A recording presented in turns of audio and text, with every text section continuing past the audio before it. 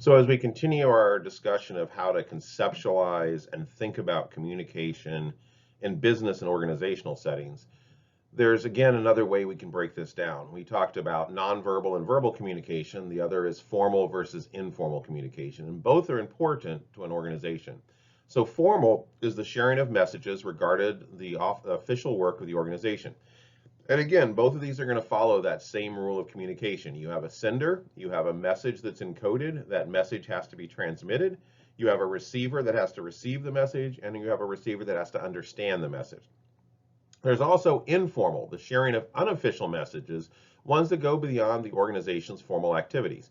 And informal messages can be positive or negative. And by positive and negative in this case, we're talking about whether it supports the organization goals or whether it basically is counter to the organizational goals. So a lot of times we'll talk about gossip, especially negative gossip, as being negative or against the organization's goals. And one of the ways that we can reduce gossip is to make messaging clear and easily understood and also transparent. So formal communication includes the organizational structure, the formally prescribed pattern of interrelationships existing between various units of an organization. In other words, reporting structure, who your direct reports are, who you report to, who they report to, how various teams work and how various teams interact. This is all structure, but the more that we know about the organization structure, the more the structure is communicated, the easier it is for us to know who to communicate. I mentioned earlier in my current role as a consultant, one of the things that I sometimes struggle with is who do I ask? And our organizational structure within the consulting part of my company is very well defined. I know exactly the reporting structure. When it leaves that particular silo and goes, for example, over to information technology or operations of our various platforms, it becomes a little bit more muddy of who exactly is the person I need to talk to in that particular case. So an organizational chart is a diagram showing the formal organization of an organization, including who is to communicate with whom. So what is the formal methods of communication and how is the organization set up? And I think one of the areas that organizations can often focus on or lose sight of is how that organizational chart interacts with other parts of the organization. So a lot of organizations have a really good big picture structure, and they have decent charts of what happens in the individual silos within an organization. And this happens especially with larger organizations. But they may not have that kind of mid-level. So within your silo or your work group, who do you communicate with? How do you communicate and what are their roles? So again, within this formal communication, there's three types of communication. Downward communication, so you are sharing information with people who are reporting to you. Upward communication, you're sharing concerns, issues, or information with those that you report to. And horizontal communication, communication that you're communicating with your peers. And if you think about it, all three of these may adjust how you communicate.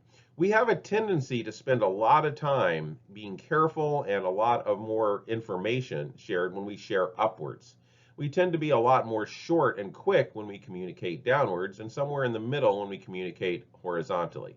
We want to watch for this process though, because if we are doing downward communication, we want to make sure we're still giving enough information that the message is not only heard, but it's also understood. The mum effect is the reluctance to transmit bad news, so neither by not transmitting the message at all or by delegating the task to somewhere else. So just recognize this is a natural effect of social communication between people. That if there's bad news, if it's negative news, it tends to not flow quickly. A very good example of this, again, and I hate to keep going back to my own workplace, but a while back we actually did have a downsizing. A few people were let go, including someone that reported to me. I was informed almost as an afterthought as someone realized no one had informed me that someone that was reporting to me was actually being let go by the company. I really didn't take this personally because this is an example of the mum effect. People were reluctant to transmit that bad news and were only transmitted to the people they thought absolutely needed to. And it was only as an afterthought that someone went, oh, wait, we probably need to be communicating this to more people. So typically, when we find that it's good news, there's a lot more effort put into communicating it. When it's bad news, that's when organizations often fail on that clear communication. So watch for this. If you know the message is not going to be well received, you probably need to put extra effort into making sure that it's shared with everyone and shared in a way that people understand. So again, just a quick graph of that formal communication. Information tends to come upwards, instructive and directives tend to go downward. So generally when we're communicating upwards, we're not communicating instructions or directives. We're communicating information and reports and feedback. When information comes from above, in other words, it's being communicated downward, it tends to be instructive or directives. So what needs to be done, how it needs to be done. And if it's being communicated horizontally, it's usually efforts in coordination. So also just recognize this as well, that those flows of information not only affect the type of communication we're doing, but also the purpose of the communication. And we need to, again, address each one of these. If we're providing information upwards, it's usually going to be more detailed, more information, making it clear to the people above what information they need. If I'm communicating an instruction or directive, I'm probably going to be much more focused on just the clear information. What is the instruction? What is the new goal? What is the directive? When I'm communicating horizontally, I'm probably going to be more focused on not necessarily sharing information or instructives, though both of them might be in there. I'm also trying to coordinate efforts within my team. When we look at informal communication, there's a lot of things that we need to think about. So informal communication is not in direct control by the organization, but is an important part of how information is shared. It's another channel, if you will, of information sharing.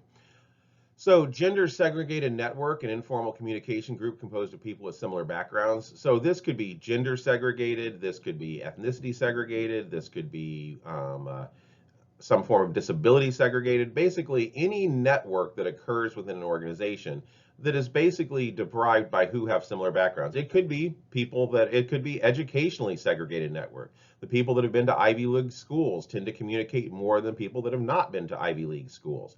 We want to watch for these though, because two things can happen in all of these effects. Organizations do not want to control or stop informal communication, but they want to make sure that the communication that's happening informally supports the organization's goals. So you need to watch for these and be understanding of these within your organization. For instance, if I was trying to communicate a message organizationally, formal communication, that I was concerned with how that message would be interpreted by certain groups or networks, I might try to get people within those networks to help me with that communication, to basically become champions within their own networks of the information and helping me share it. The snowball effect is the tendency for people to share information, informal information with the others who they come into contact with. So it's one of the reasons why one of the interesting things that we often will do in an organization is basically a social network analysis. So who are the hubs within an organization that have a lot of social connections with a lot of people? Those, again, might be good people to get behind messaging, because they're going to be the person that people go to find out what's actually going on when there's a communication ambiguity. The grapevine is an organization's informal channels of communication based mainly on friendships and acquaintances, and the grapevine often follows that snowball effect. And what we're worried about is rumors that are incorrect, or rumors that are maybe correct but are being released before we're ready for them. So it's information often with little basis in fact, often transmitted through informal channels, basically based on the reputations of the people that are giving it.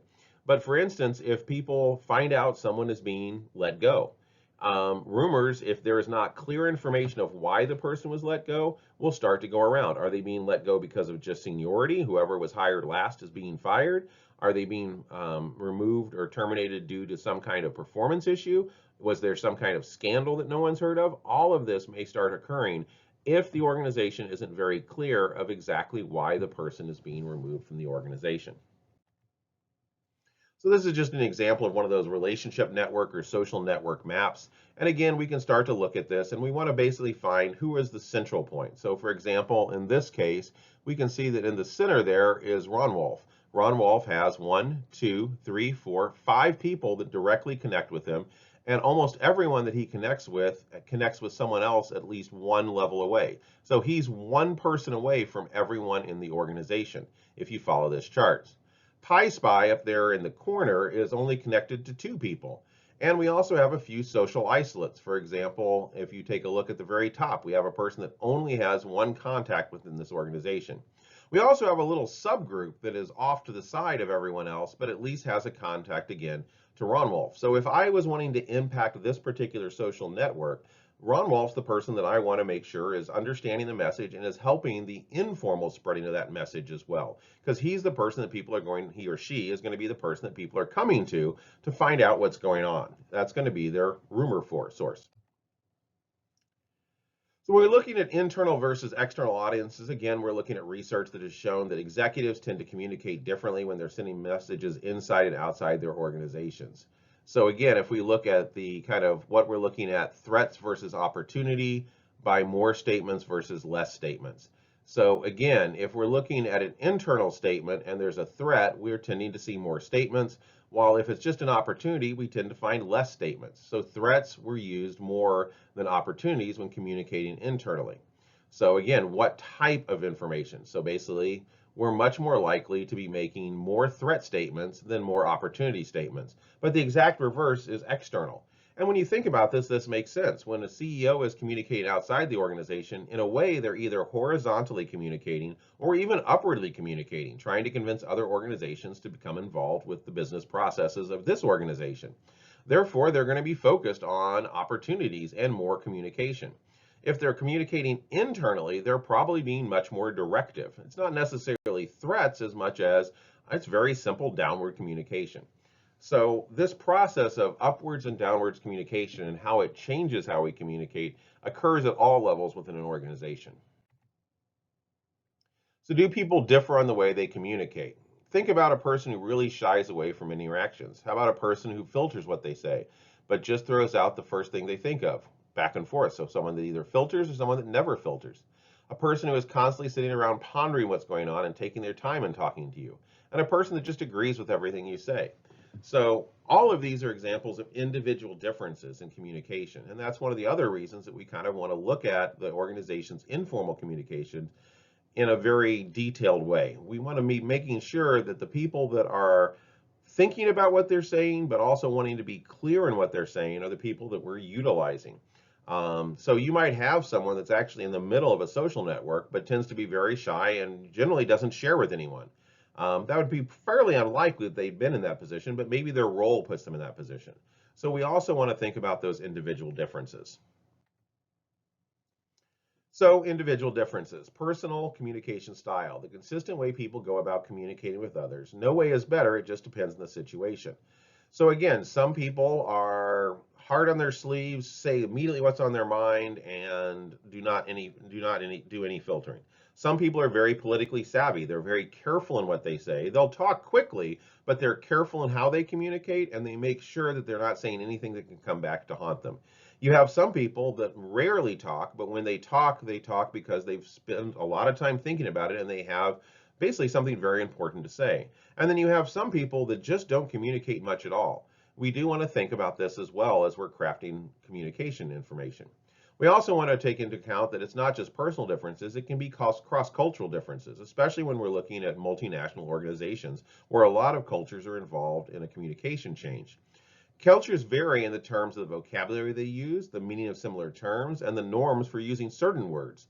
Uncertainty, information available, proximity of stance, eye contact, saying no, handshake. So how a handshake is done, it may vary across cultures. Some cultures do not like handshakes. Some cultures, basically, it's a very soft handshake. And in some cultures, you're supposed to have a very firm handshake. In some cultures, you only make eye contact with those people that you actually have reporting to you. You don't make eye contact with superiors. In other cultures, you're expected to make eye contacts with everyone. As far as the proximity of stance, in the United States, we tend to have about a 2 to 4 foot radius around us that we don't like people being close to. Other cultures have a much shorter radius. So again, if we have someone that's uncomfortable if someone's closer than 4 feet to them, and we have another person from a culture where it's disrespectful to be less than 2 feet away from someone, that's gonna result in some difficulty in communication, especially nonverbal communication. So recognizing these are the first step into kind of getting past them and make sure that they're not becoming a problem in how we communicate to others.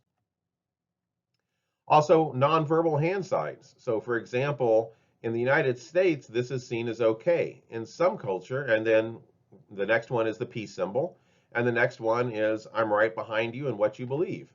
And this one basically means hang loose. But if we change the context and start thinking about other cultures, these have different meanings. For example, the second one is often seen as the peace sign. However, it originally started as V for victory, basically a symbol of victory in World War II. The OK symbol, that first one, varies from positive to actually obscene gestures in various cultures. The thumbs up can vary as well. And again, some people would see the two fingers in the last picture to the right as a hang loose and kind of connected to surf culture. Other people might see it as a heavy metal devil's horn that you would put up if you really like some rocking music. So again, when we see various symbols, we also think about the context. So example here, we have former President George Bush Jr. throwing up what might either be hang loose dudes, it might also be rock on heavy metal. In this case, though, he's from Texas. It's meaning horns up. It's a sports symbol representing the success of a sports team. So again, we want to think that how even nonverbals, not just how close we are to someone in eye contact, but even the hand signals we use may vary in understanding as we move from culture to culture. So there are some gender differences, and I would start this by saying that almost all of the research on gender differences, whether it's looking at biological or gender identity, and whether it's looking at binary or non-binary gender, tends to actually be, you need to look at the date of the research, honestly. This is a cultural concept that has been shifting greatly in the last 70 years. However, we still find research supporting that people that identify as males, men, tend to reinforce their status. In other words, their talk does tend to be more about their achievements, and it tends to be more task focused. Whereas women or people that identify as female tend to downplay their achievements and focus more on the social aspects. Now, again, this has a couple of factors. One, there's the similar to me effect. We tend to like people that communicate similarly. So if I am a male or a man that is in a position of authority, I am going to enjoy talking to other men or people that identify as male that have a very similar talk style to mine. This doesn't mean I'm going to dislike people that talk differently than I or have a different focus on their communication. But again, there's that subtle, similar to me effect. And this is actually one of the things that have been researched that do show evidence of why we sometimes find gender differences in promotion and top levels of organizations. But this also works the other way. When women become leaders, often they also have the similar to me effect as well. The other issue that comes up is that most organizations still tend to be very task focused, which means that the way that men naturally, or again, people that identify as male, naturally tend to talk is more in line with the tasks, getting things done, and the achievements they got done, which naturally lends itself well more to organizational communication. Now, we have seen some organizations really try to focus on the gendered nature of how their communications occur, but this is something to be just aware of as well. I often like to look at any of these differences from two lenses. There's the societal lens. What are the big issues here at play that may need to be changed long term to make our society work better and to be more fair? But there's also the individual. Knowing about this allows you to maybe adjust or code switch, if you will, to be more successful in the here and now. I'm not suggesting that anyone should adapt who they are specifically just to get ahead in an unfair system. But recognizing the system also can give us tools to success. And I think that that's worth at least attending to as well. You need to make sure you're comfortable with it. But when we talk about code switching, we code switch all the time. And code switching simply means behaving in a way that the situation demands. Um, how I dress when I'm consulting is not how I dress the rest of my life. When I'm consulting, I'm in business casual and sometimes even business formal, suit and tie. I do not wear a suit and tie, and I do not dress that way in any other aspect of my life.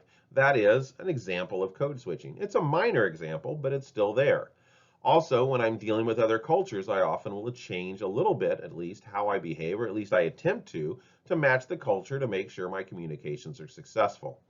So again, I'm not telling you, and I'm certainly not advocating that people adapt to a toxic culture, but recognizing what's expected within cultures, what the norms are, can help us succeed in those cultures as well. So again, just this is a small study that looked at gender in Facebook. So while people have hundreds of friends on Facebook, they still only actively communicate with a smaller few. Humans may be advertising themselves more efficiently, but we still have a small circle of intimacy as ever. In other words, what research has found is that with the advent of social media, a lot of people tend to have much larger acquaintance groups than they did in the past. In other words, I kind of think of myself. So I'm going to use myself as an example. On one of my social media platforms, I have about 5,000 followers, I believe. That is far beyond any informal network I would have ever formed outside of social media. So no matter where, like if I think about my school, my work, even if I include every one of my students, I'm in the hundreds, not thousands. However, the number of people that I actually have conversations with who actually know who I am, in other words, people that aren't just occasionally liking one of my photos, is probably still less than 20. So again, looking at some data, the average male Facebook user has 120 friends, leaves 7 comments on 7 friend status, and will actually chat with 4 friends. The average female also has 120 friends. However, they tend to leave comments on 10 people's photos and have messages and chats with 6. The average male Facebook user with 500 friends has 17 friend photos and 10 friends they chat with.